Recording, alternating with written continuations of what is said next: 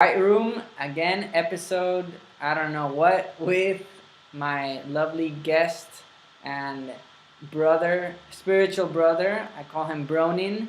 His actual name is Ronin, and he's in Santa Cruz still. That's where we met. We actually went to Hawaii together. I'm still wearing my shirt. Yeah. So, Right on. so talk to us, Ronin. Tell us about all the what you just tell us. I suppose, man, I wish I could come to you bringing some really amazing news on new developments. I don't currently have anything super stellar going on, but I will say this: in the larger picture, cryptocurrency is starting to make a little bit of a run, so that's cool. People are that I know are having access to land right now and doing some cool stuff in both Mexico and California. And my heart, as you know, my brother, is to be a part of communities that are trying to transcend the money market system as we know it. Right on, right on. So tell us about the organization you formed. What was the term? Man, I forgot. But remind me. Yeah, it's called the share economy. Share economy.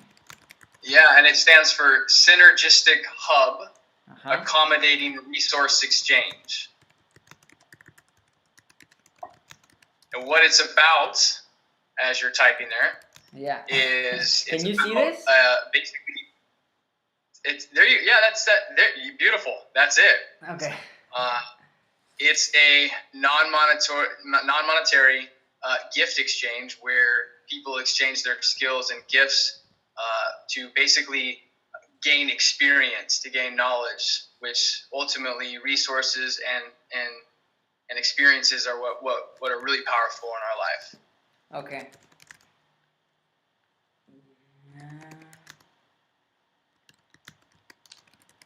So I think this is an important concept. I was just talking to my mom the other day. We talk a lot and we do video calls all the time because she's over there. I mean, we're far away, and Yes. and I was telling her how shit's tough. Like, man, man, is it a struggle? And I'm thinking that I'm not a dumb person.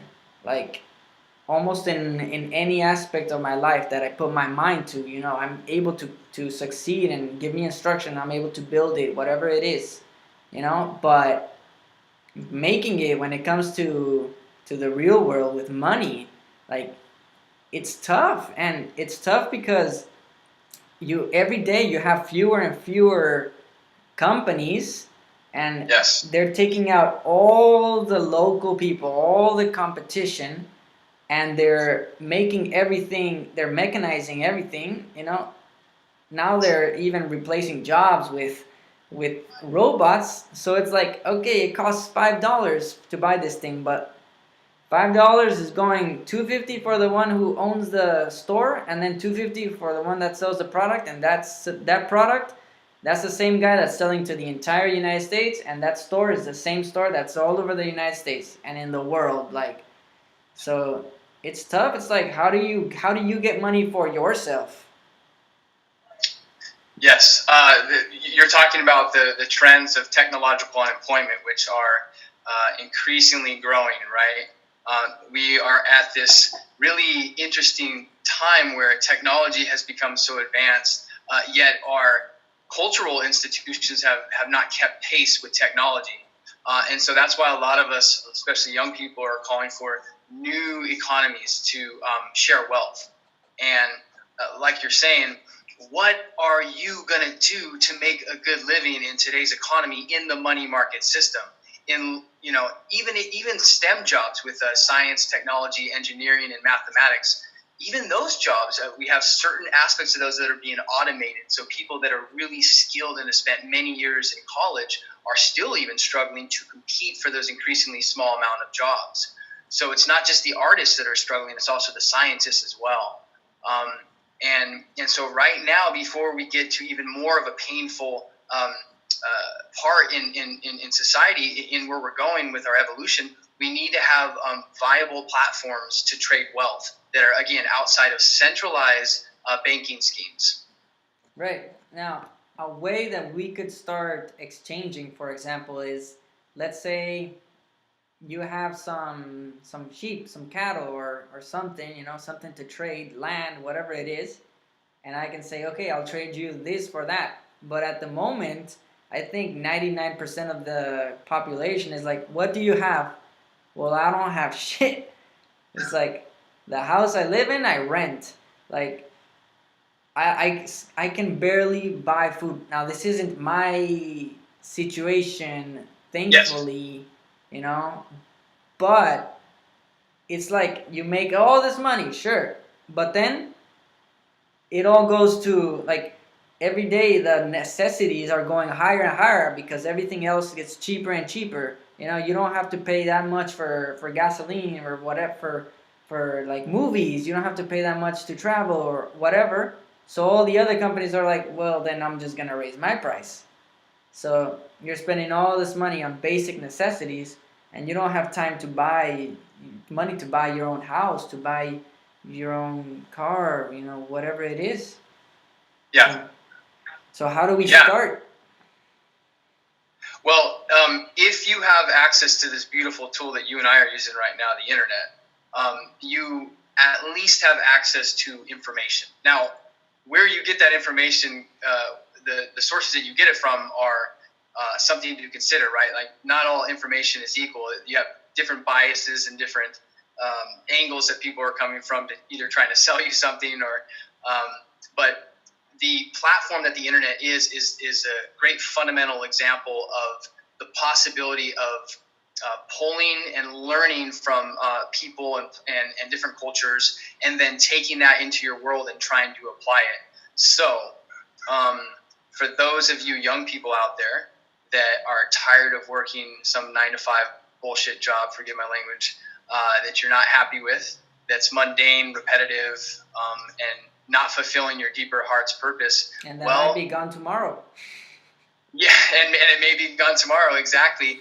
It's time for you to step out into your community and start alternative exchanges as well, whether that's just trading cryptocurrency digitally or getting involved on a very physical level, trading massage for, for teaching a skill maybe in martial arts, or teaching someone how to make fire, going back to primitive knowledge things to teach you how to survive, in exchange for trading for language, which is beautiful, language exchange.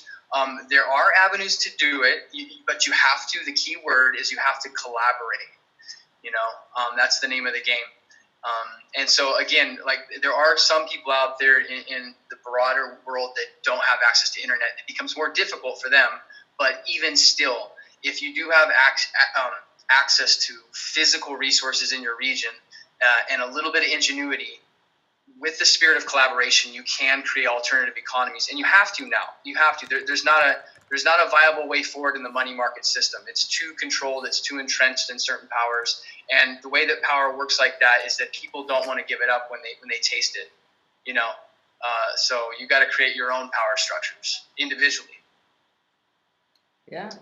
As you say, this technology is one of our greatest tools. And I think it is to organize, because something else that has happened, not just with companies, is that government is also just a few people governing the affairs of, like, hundreds of millions of people, when before you had your neighborhood, and your neighborhood had a president, and it had a secretary, and it had its meetings, and it decided what would happen. And from there, the chief of your neighborhood would meet with the chiefs of the other neighborhoods and decide for the whole, like, city, and from there for the state. But now it's like, I don't have a single vote. There's no one I can go to tell, hey, I'm having this problem, can you help me? It's like, nope. That's beautiful right there, and you are speaking to the beauty of a true interconnected local democratic system. And really, on a very fundamental sense, we have to go back to what we had thousands of years ago, and that's that sort of tribal connection. And the beautiful thing is now is that we don't have to go back and lose the high quality of life that we have with technology. We can incorporate all that stuff, but this comes down to a very core essential thing, and that is value systems. Like, do you value the idea that you can expand your individual liberty in the way that you express yourself? And do you also value that your brother and sister can have that as well in their life? If you do, then you partner with those kinds of people. And hopefully, if you're okay with it, you be vulnerable. You get on the internet like you and I are doing right now, and you share with other people your experience. And so, again, if you're in Santa Cruz area and you have some kind of gift or a skill that you're looking to give or receive, reach out to me. And I'm sure Esteban can share with you some information as well. Where I'm just trying to get more young people specifically, because they are more open-minded to this digital connectedness that we have, to reach out on a local level and to start sharing your skills with each other. And that's how you rebuild what you were just alluding to earlier that we used to have with our local democratic institutions. So, from what you just talked about, you reminded me about two main points that I think are also at the core of this issue. And one is skills, is that people need to develop more skills, Yes. because that's where your personal value is, not just in doing something for a company or a certain job. It's what value can you bring to society, teaching Yes. piano or teaching a language or teaching self-development, whatever it is. People need to develop these skills. And another one that I wrote here, I don't know if you see it, you can see it, right, is mass media. I saw it before. Is Yes. What I mean by this is that, well, you talked about principles, values, that, and Ray Dalio's, one of the books he wrote is called Principia.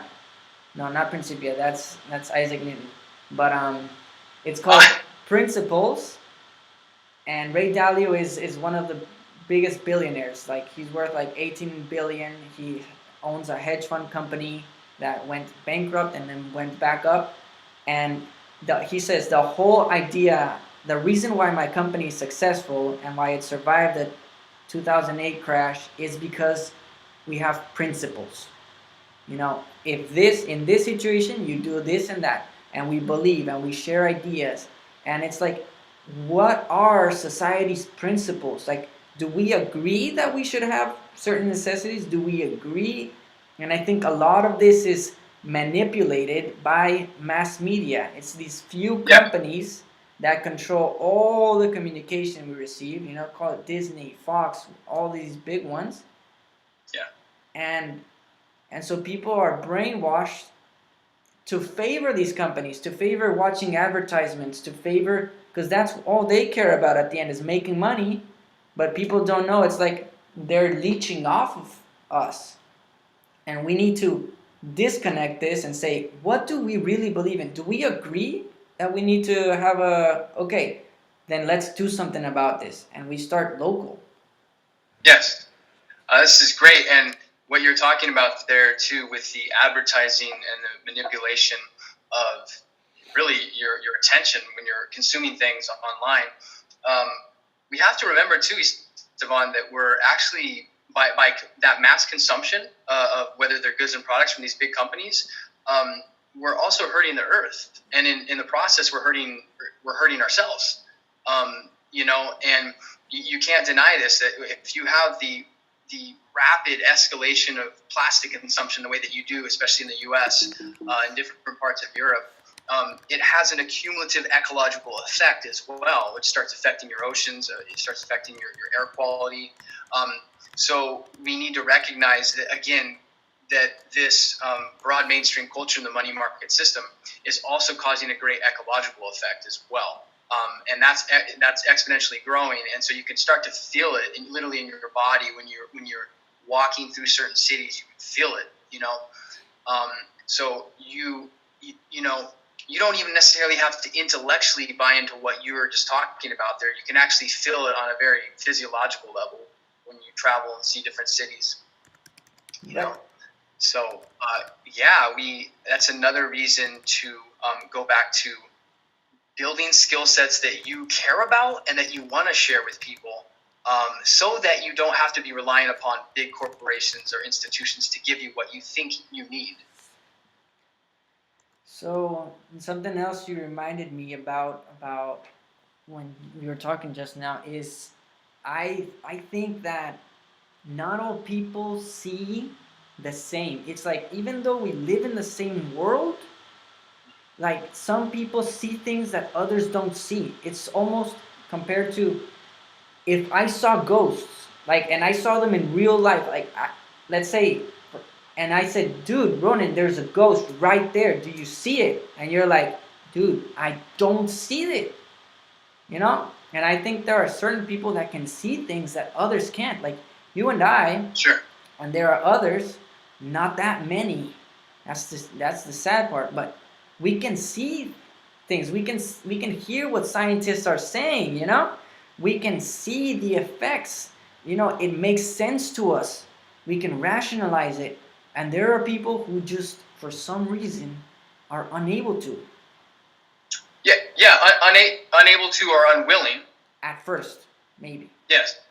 Yeah, but I want to stay on a positive note with what you're saying. That there's a growing number of people with this awareness that you're talking about. That again, having this rapid access to information, they're seeing behind a lot of the money market manipulations, right? To consume products that you don't need for status or whatever this weird social construct that you create. And what I want to add to that, Esteban, is that on a very base level, we have to recognize that, yes, there's a lot of differences with culture, but with life grounding necessities such as good, clean food, clean water, clean air, these are all things that everyone knows that they want. And so you have to agree on a couple of key environmental issues. And so there are certain like hardcore hopefully regulations at the individual level that you can do with your consumption habits that need to happen with everybody in respect to like how we use resources. For example, when you go to a grocery store, there is absolutely no reason at all to have the need to get plastic to get that product that you need. That should not happen anymore. You should carry reusable bags like that. It's ridiculous that there's even plastic still being offered in grocery stores. Okay, so that's one simple example of regulating your behavior at the individual level. You know.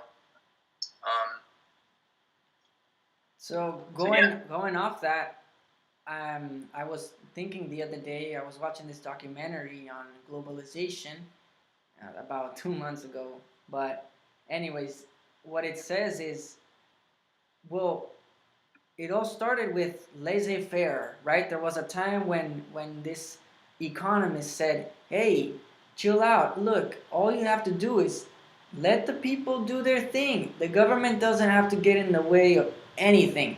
You know, if there are 3 apples, then the price will go up, and that will mean demand for apples goes down, so there will be more apples later, and when there are more apples, then the price goes down, and it all works itself out." So what happens now is it's like, okay, I have 1 billion tons of gasoline, and another person's like, I have $1 billion. And it's like, well, all right, let's do it. So they exchange, and the planes now have all this fuel, and there's no limit whatsoever to how many planes can fly a day, a month, a year. And that's all this carbon dioxide going out. That's all this resource, the mines being built. And there's no one to stop it. Mm. Okay, so this brings into a very difficult issue, but a very important issue. Is that you and I have just talked about previously in this conversation how important it is to have the tribal mentality, to have the city that you live in have a sense of local democracy, but we also have to temper that with a larger structural regulation in between those communities that respects, for example, our carbon output. And this is where I'm not calling for a centralized global governance, not at all. What I'm calling for is a connection between these communities of an agreed upon regulations with the environment. And this is a more difficult point, but it's something that we still have to try to tackle.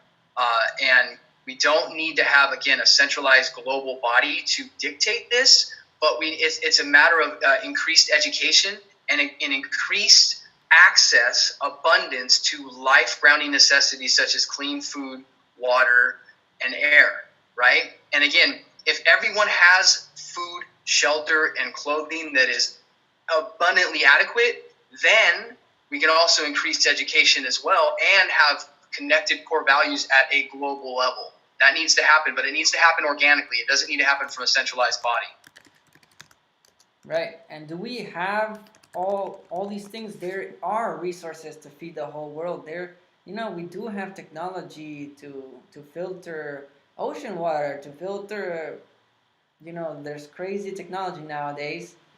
So this is possible. It's a design issue, Esteban. It's a design issue and a value issue. It's not an issue of do we have enough resources or technology. We do.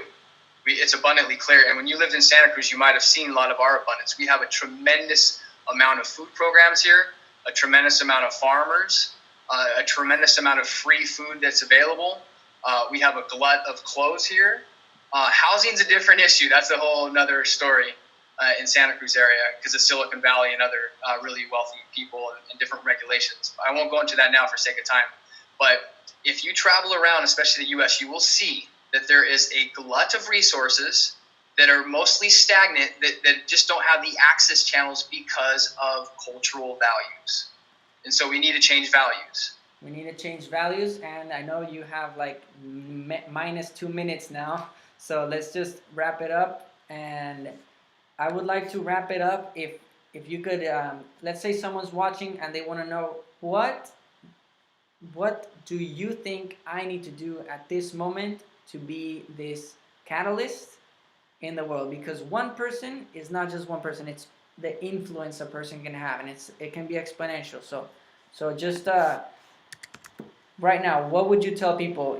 Think about doing this and this and this and this. What would you recommend? Okay, I love that question. It's a good way to end on a positive note, my brother. I would say if you're listening to this video, that you would take initiative in your local community and find some way to create your flavor of a platform to share gifts and skills with the local community. Take a risk, put yourself out there, maybe even go to a community event, or just get on Facebook and reach out to people. So take initiative to create local platforms to share gifts and experiences with each other. Second that with pull your money out of traditional large corporations, traditional large banks, and put some of that money in what I would call is an intermediary step to our human evolution. Put some of your money in cryptocurrency, for example. Put some of your money into decentralized digital exchanges that have way less manipulation than central banks do. That's a healthy step that you can take. And lastly, your consumption habits. Take a deep breath, learn to meditate on the daily. Like sit down right in the morning or at night, sit down and meditate. Sit down and have some kind of spiritual practice where you quiet your mind and observe and breathe. Breathe. It's so fundamental, but breathe, meditate, and focus on your consumption habits. Moderate your consumption. Know that you are part of an interconnected ecosystem and that your action, even as small as it is, affects everything in the system. And so moderate your consumption and choose very deeply conscientiously about how you consume and who you collaborate and consume with. Okay, awesome. All right, well, I think you're out of time, and we'll catch up another time. Hey, Esteban, please reach out to me again. We finally got the technical glitches worked out. I want to continue this conversation on a much deeper and longer scale. I thank you for what you're doing in your area, and please let's continue to grow our families together. We will. All right, brother. Take care.